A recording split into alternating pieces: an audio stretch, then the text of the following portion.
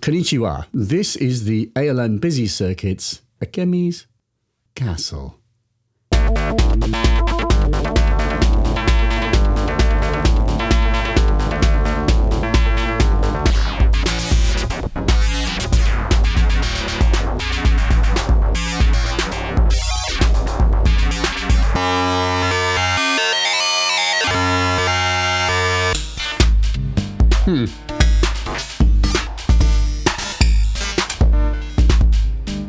Yeah.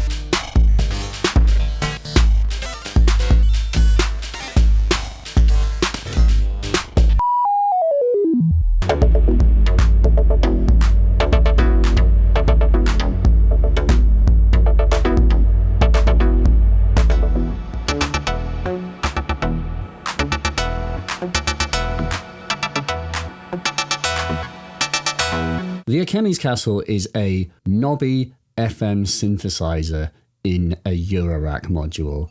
It contains a real Yamaha YMF262 system on a chip, as it were, a complete FM synthesizer in a chip, which were the chips in Sound Blaster sound cards and were a derivative of the 4-operator FM synths like the DX100, TX81Z and others, themselves a derivative of classics like the DX7. I love the DX7. It's such an awkward bastard to program, but that is what makes it so fun. And I mean that. I think FM synthesizers are some of the most interesting things that you can possibly play with. You don't know what is going to happen when you squiggle the little sliders, and that is inherently exciting. And if you claim to be interested in synthesizers, there is no other form of synthesis that will surprise you more than FM. Analog synthesis, we can all stand to learn a great deal more, but kind of feel like got the hang of it. FM synths, hell no, and there's a great deal I don't understand, and playing around with something like the DX7 is just a lesson in interesting, curious, exciting, surprising sound discovery. Now, one thing you will notice in common with all of the FM synths that are in my little room are the complete lack of dials. That is a drawback of FM synthesis. It is a knob-free operation generally, and the reason for that is that there's just so many damn controls hidden under the panel of a DX7. In fact, the DX7 has some 168 parameters, more programmability than any synthesizers Yamaha has ever before offered to the public, providing greater control over the sound than large or modular systems. Sick burn, Yamaha. Well, who's laughing now? Now, what's so damn exciting about the Akemie's Castle is it has dials. We have the long, lamented, missing physical controls so that we can get our fingers on the direct heart of what creates FM sounds, and we can do it by hand, and we can also modulate them with CV. So it's a basic FM synthesizer that has physical dials and CD control. And if you aren't weeping with joy and attempting to kiss Matthew from ALM on the mouth, then I don't think you've spent enough time with FM synths yet. So let's mess around. So, how does it work? Well, what I'm not going to do is write you an academic paper, because I'm not John Chowning. How it works is thus. You tap your A out and stick it into your speakers, and this happens. Now, what I just did was turned up the level control on operator 2. Now, if you look across here, the little diagram shows that operator 1 and 2 come out of the A output, and on this one here, operators 3 and 4 come out of the B output. So if I mess around with operator 3 and 4, you just won't hear them. They're coming out of the other output. Simple enough. Now, what it means when the operator 1 pokes into operator 2 and then goes to the output is literally that. Operator 1 is going to affect the tone of operator 2. So like this, what you hear when I turn up oscillator 2 is a sine wave. You hear a really fuzzy ass sine wave. You hear all that fluff? All the aliasing. Sounds great, doesn't it? What it does not sound is pristine and clean. It's not. This is a chip from like 1992. And so this control I'm adjusting is the multiplier. It's basically like a pitch knob. It's sort of stair-stepped pitches. So we can increase the frequency in stair-stepped intervals. More on this in a bit. And then we have a wave control knob, which is literally the waveform. And this is pretty badass because the DX7 and the old FM synths only had sine waves, which limited the complexity of the sounds that they could make. Now they had more operators than this does, but because this does have fewer operators, it makes up for the lack of them with different waveforms. You can kind of make more complex shapes, including squares and saws being built in for you. And then the whole concept here is that if I turn up operator 1, the level control, it'll feed into operator 2.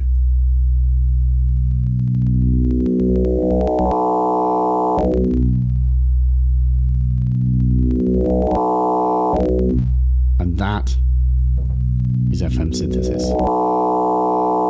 So you hear the operator, we're only hearing operator 2, but operator 1 is invisibly, silently in the background affecting it and causing a change in what we do here. And if I adjust the multiplier on operator 1,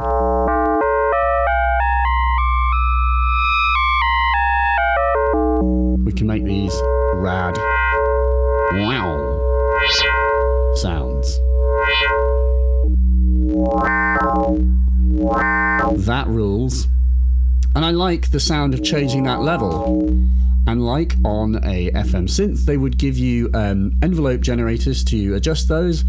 I got a modular, so I'm going to use voltages to do it. Get maths on the go. Yeah. Boom.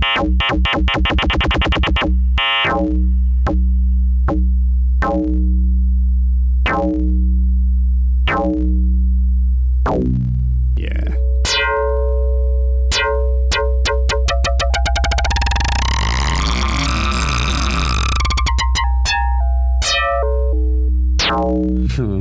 Yeah. And you hear all this fluff and fuzz and grit and scriff. It's part of the charm, man. It's a chip from 1992. It's got hair and fuzz. If I get some randomness.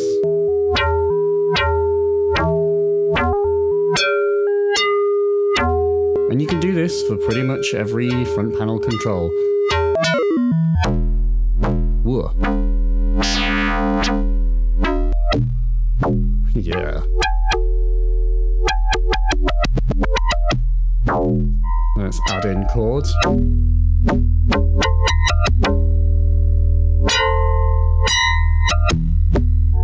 Let's use that random voltage to control a chord inversion into the invert input.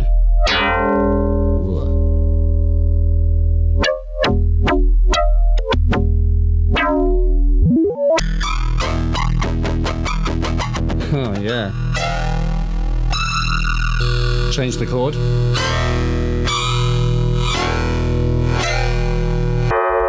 Oh yeah. Some of the chords are super doomful. Doomful is what FM synths do very well. They also do like fun marimba-y, sort of like glockenspiel stuff. But doom, synth hell doom, it's got it. Metallic. Ooh.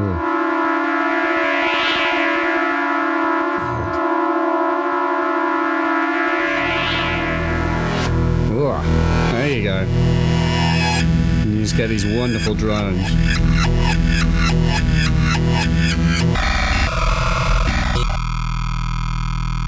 Ace. So you're starting to see that it's really interesting to animate the parameters of this thing with external voltages. The level controls, that term is kind of misleading. On some algorithms, yes, it is a level control. It controls the volume of what you hear. But really, on a great many of them, it's actually a timbral control. It is the level control. It's changing the tone. So it's hugely important that we animate it. And just with the Akemie's Castle alone, and no external kind of VCAs or anything else to create animated modulation over time. Just by sticking LFOs into this, just by feeding envelope generators into these inputs, we can really get these funky, crazy animated things. You can do insane, super gloomy, dark, mad, brittle, fizzy landscapes. And then you can also do really funky stuff, and just with this innately badass tone. So it can just get super animated without the need for a whole army of VCAs in between. It just requires quite a bit of modulation. It pairs really well with the abstract data octo controller, and it pairs really well with ALM's other modules. They have small envelope generator modules, which really were designed to be used in parallel with the Castle primarily. I myself have maths, pingable envelope generator, and an octo controller. So let me get a funky ass patch going on with loads of modulation, and you can kind of hear how it's fun to push and pull the little YMF262 out of its tiny little chippy mind. Okay, so here we have the Castle with no external filtering or anything, no external VCA, just direct outputs through a little bit of reverb. And we can use envelope generators to control the level. And over here, you maybe can't see, but I have the second channel of a maths controlling the level of operator 4, and I have the other channel of the maths controlling the other side, and I have a sequence going into the 1 volt per octave input of each coming from the Metropolis, and then random voltages coming into the level and mult control. Cool.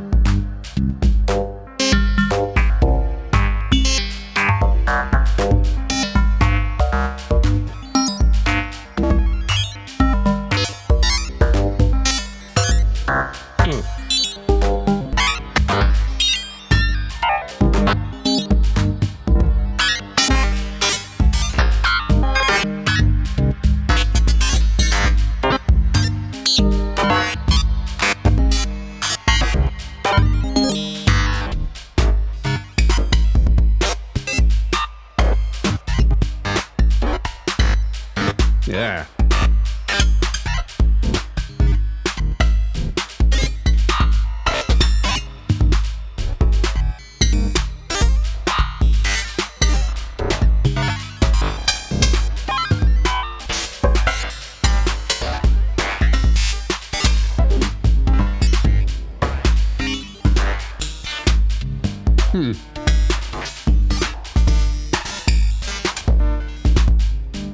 Yeah, there you go. I think it would appeal to Sean and Rob, but not nearly enough computer control for their tastes. But give it enough CV, you do get there.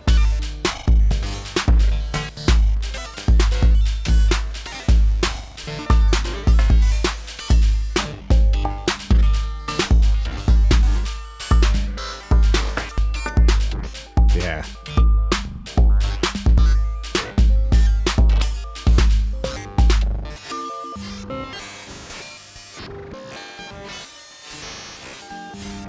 Strange jazz FM insanity. On tap, baby.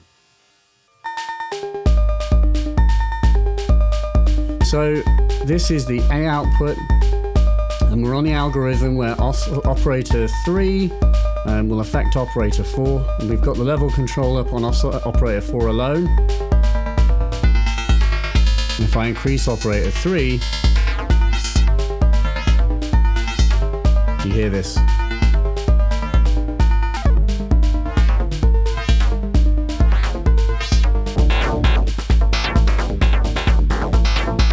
Chord mode.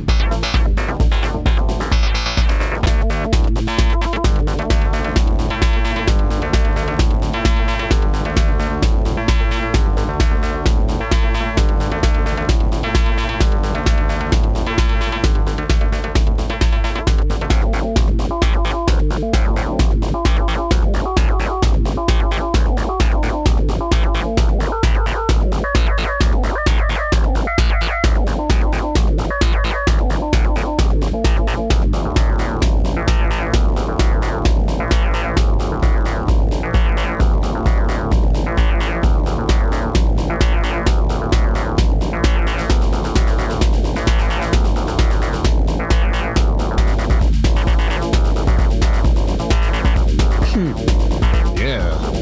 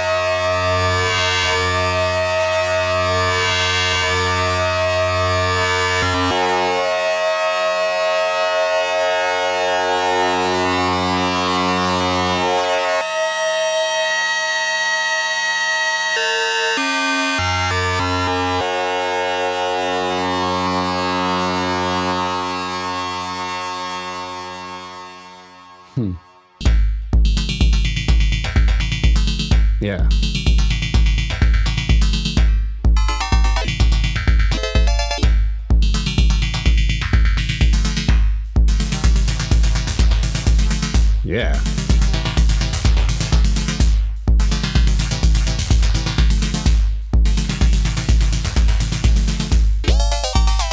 You can sort of quickly do octave shifts with multipliers.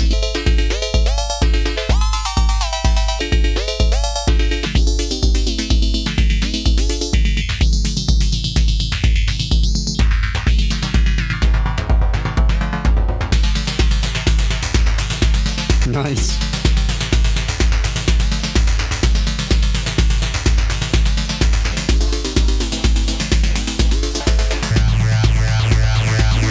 That's oscillator B. And I think oscillator B is going to have to go through its own VCA. Yeah.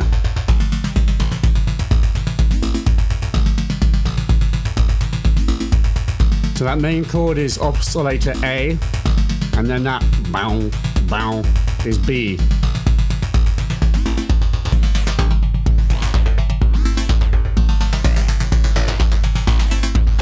Try doing that on your GX7.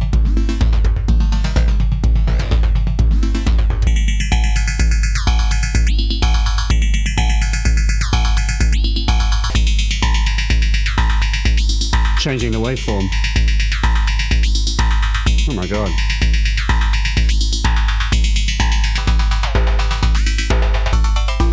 Whoa.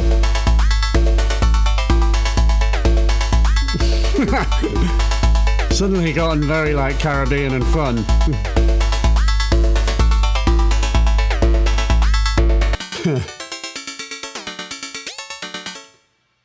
Nothing else is quite like this. It rules. The castle plays extremely well as part of ensemble. What we have here are both of the sides of the castle being used at the same time and going through different filters. The A output is going through the Atlantis here.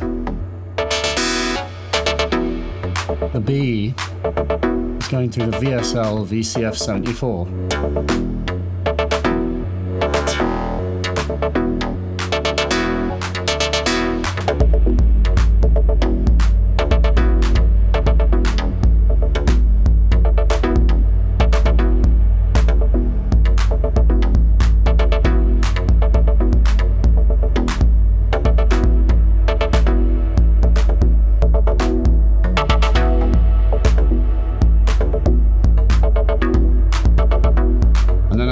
With the timbre.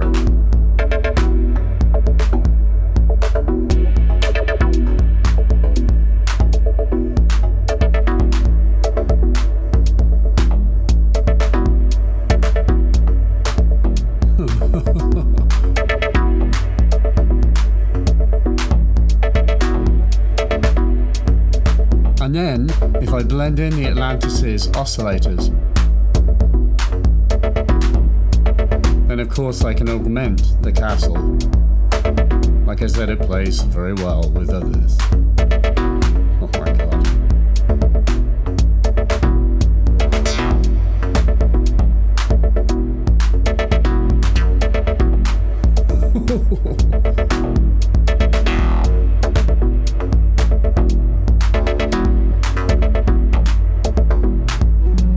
It's kind of lovely having the two outputs here because it just so lends itself to stereo processing, accepting that you're going to get strange and different things out of each output. They work really well together.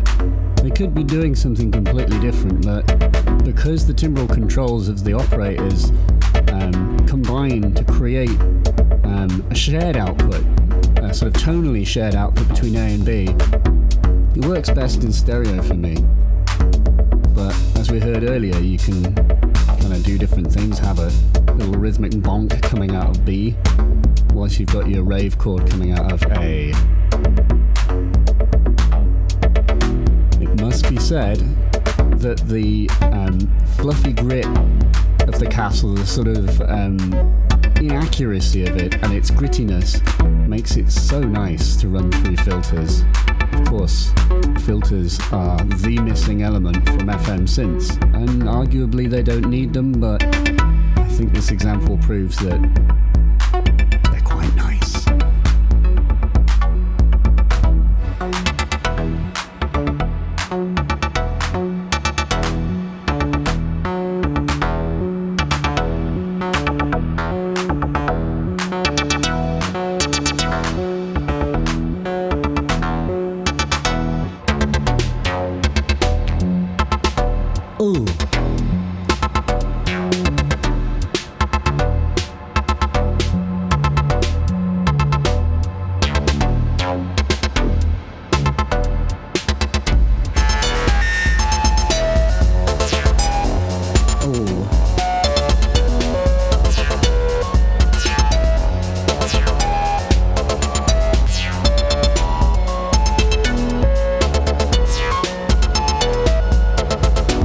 Now we have the Z8000 modulating the multiplier, shifting the pitch around.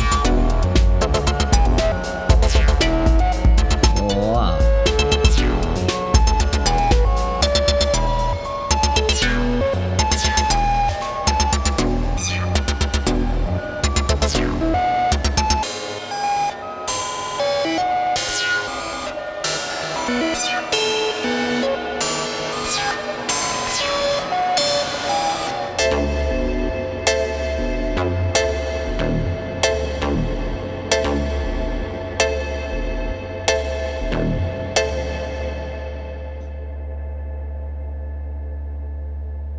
So that is a little intro to the ALM Akemie's Castle. I think you probably get the idea, and that you are starting to see that this thing is just crazy fun to play around with. If you're not familiar with FM synths, I just want to reiterate the point that FM synths don't have knobs, and FM synths are some of the most interesting synths that you can explore. So what this offers, that this contains a real Yamaha FM chip, and it puts it in Eurorack, and it puts it with dials so that you can just physically manipulate the core controls that make sound, and that you can CV modulate those to crap. That is new, and it has not existed before. It is in many ways much more exciting than any FM synth that you could buy, any old one, and I doff my cap at you, Matthew, for making this possible, because it rules. And I specifically want to thank and talk to Adam, who commissioned this video. Adam is a patron on my Patreon page who requested information and a demo on the Castle because he has one and wasn't totally sure of what was going on with it. And I really hope this has helped. I just want to go over a few things just to reiterate, both for you and for everyone watching, kind of what we saw and how it works. And the core of FM, which I think is just, if you understand that, you'll understand everything. And it's simply this idea that all you're doing is just adjusting oscillators that feed into oscillators. And in so doing, you're changing the tone. And all you need to do is look at the little recipe to say, on this mode, operator 1 controls operator 2, and it emerges from output A. And on that same mode, operator 3 and 4, they just appear at output B. And whatever you do, the multiplier is just pitch, the waveform is just the waveform, and then the level control is just the level of the operator.